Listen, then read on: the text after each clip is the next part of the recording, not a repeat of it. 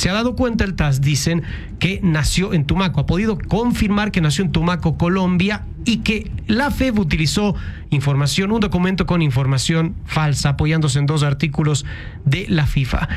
¿Cómo has podido interpretar tú esto en particular? Porque parece ser muy contradictorio. El jugador podría, de acuerdo a lo normal, no dice que el jugador está sancionado, tampoco dice que el jugador está impedido de jugar la Copa del Mundo, y se ha confirmado que el jugador sí fue elegible para participar en el eliminatorio en los partidos anteriores. Sin embargo, se sanciona porque el jugador, para el TAS, nació en Colombia. Hay una contradicción, pero probablemente se entienda esto por tal vez no entrometerse en la justicia ecuatoriana o en los documentos ecuatorianos, o simplemente porque ellos no expiden cédulas, simplemente dicen dónde para ellos nació, los documentos lo confirman. ¿Cómo has podido tú interpretar esto, Esteban?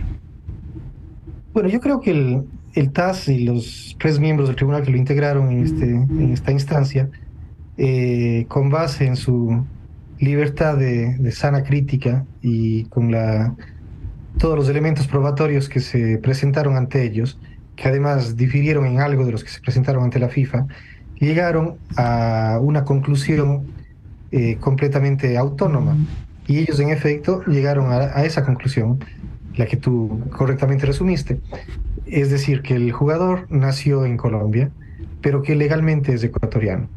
Por tanto, las consecuencias de estas 2 conclusiones son que, por un lado, no pueden sancionarle al jugador, y por otro lado, no pueden quitarle la elegibilidad porque efectivamente, de acuerdo a la ley ecuatoriana, es ecuatoriano. Pero, sin embargo, ellos concluyen que la Federación Ecuatoriana de Fútbol conocía que la información que constaba en el pasaporte, aunque legal, era materialmente incorrecta, inexacta e imprecisa, porque la misma federación había conducido una investigación que de alguna forma había llegado a algunas conclusiones, entre ellas que el señor Castillo no era ecuatoriano.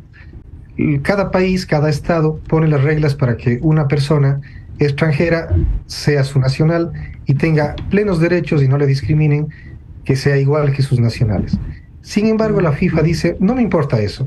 Él es nacional de tal país, pero para que pueda jugar en la selección, por más que tenga pasaporte, por más que tenga nacionalidad, yo le exijo además un tiempo de residencia adicional en ese país de 5 años.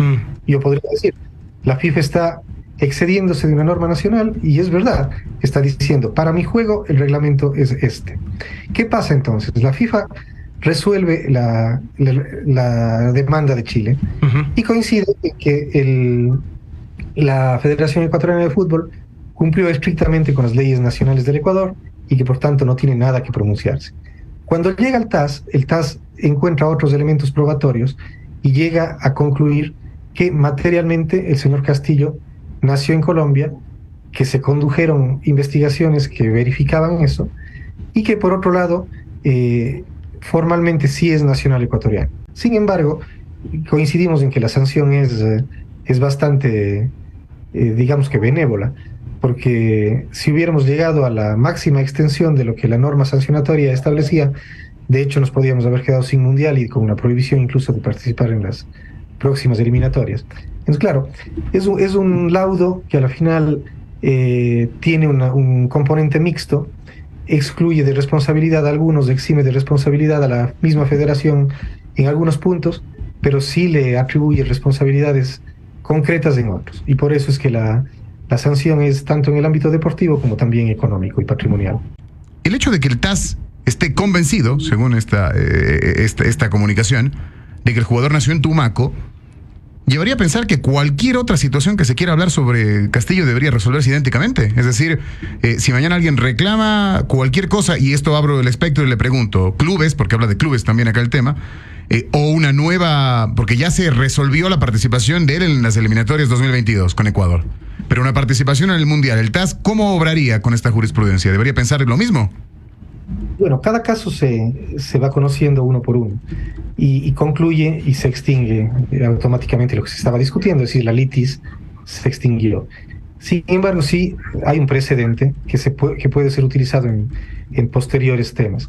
Lógicamente no tenemos todavía el contenido de los argumentos jurídicos, sino solo la conclusión, y hasta que no lleguen podríamos especular muchas cosas, pero sobre todo ya se viene el Mundial encima y tenemos que decidir si se convoca o no a Castillo y qué va a pasar después. Es decir, lo que Andrés, usted dice es súper claro y contundente. Es decir, el TAS observa que la Federación ha utilizado un documento que ha contenido en su origen información al menos dudosa, al menos... Bueno, lo dicen de frente, doctor, falsa. El TAS dice falso. Inequívocamente lo dicen textualmente falso. Y al hacer eso a sabiendas y con plena conciencia, la Federación se beneficia de la información que constó en un documento auténtico, pero con información cuyo origen es falso. Entonces, hay que reflexionar con mucha cabeza fría y con pasos firmes y despacio de las decisiones que se tienen que hacer conociendo los elementos. Porque por un lado, Castillo queda inmune y a cualquier sanción no le excluyen de todo problema, pero por otra parte la Federación tiene una respuesta mixta. Por el un lado, no le sancionan porque dicen que en efecto utilizó el documento que es válido y que además consultó a la FIFA, que por tanto pudo haberlo hecho cuando ya estaba seguro de hacerlo, pero que por otro lado sí tenía conciencia de que la información era falsa. Esto es discutible, pero creo que dentro de la capacidad probatoria y del análisis de la sana crítica que tenían los árbitros se podía haber alcanzado. No es difícil que pase eso en las instancias arbitrales. Yo de la Federación no me apresuraría a tomar una decisión hoy mismo sobre qué hacer en el futuro inmediato y luego más adelante hasta conocer todos los posibles alcances que se podría llegar a tener. Tiene hasta el domingo. Para decidir si lo ponen en la lista final, tienen hasta el domingo, ¿no? O sea, en 4 días deberían resolverlo, lo cual trae un problema. A su criterio, doctor, ¿por qué no sancionaron a Castillo? ¿Porque el reclamo fue contra la FEF o por algún otro tipo de argumentación? No, bueno, era contra ambos. El reclamo, yo cuando leí la demanda inicial de Chile, era contra Castillo y contra la Federación. Entiendo que el tribunal arbitral determinó que el señor Castillo más bien era un individuo vulnerable en todo este problema, porque también en la defensa que presentó la Federación han presentado sistemáticamente los abogados de Castillo, han demostrado que él nació en una zona de fronteras de alta vulnerabilidad. Todo lo que ocurrió fue cuando él básicamente era una persona inimputable, era un menor incapaz porque era un menor impúber cuando ocurrió todo lo que iba ocurriendo, y evidentemente no lo hizo con ninguna conciencia. Yo creo que pudieron haber observado que él también, dentro de todo el problema, es una víctima enorme de esta situación, porque él ha vivido en el Ecuador, ha hecho su carrera en el Ecuador, y ocurre que por una coincidencia de la vida nació en Colombia y después tuvieron que sus padres migrar y no regularizaron a tiempo sus documentos, que evidentemente es un drama humano mucho más importante que el deportivo. Ahora, ¿qué pasa si es que, no sé, la Federación consulta a FIFA? FIFA dice, puede ser considerado el jugador. Y a raíz de su participación en el Mundial se abre nuevamente un proceso. Ahora por la participación de Ecuador en la Copa del Mundo con un jugador en medio de estas condiciones de las que ya hemos hablado. ¿Podría llegar a suceder que después reclamen algo sobre la participación del jugador con la selección en la Copa del Mundo? Bueno, hay el principio general del derecho que se llama non bis dividem, es decir, que nadie puede ser juzgado 2 veces por la misma causa, por las mismas circunstancias, cuando hay ciertas identidades que se van dando. Chile dice que en las eliminatorias el jugador estuvo mal convocado, que no podía ser convocado, que no cumplió con los requisitos de elegibilidad. El TAS termina resolviendo que sí tenía los requisitos de elegibilidad, pero que sin embargo, y ya está. Es decir, la Federación ya está salvada en ese punto, porque como si era elegible, sí le pudo convocar. El tema es que le sancionan por haber utilizado un documento que contiene en su origen información falsa. Entonces no hay duda en eso. Yo no veo que pueda abrirse la posibilidad de más acciones sobre un caso que ya tiene las identidades subjetiva, objetiva y de causa que estaríamos tratando en el caso anterior. Pero eso sobre eliminatorias. Sobre eliminatorias. En el Mundial sería otra historia. Claro, pero de hecho el TAS está diciendo que sí es elegible el jugador.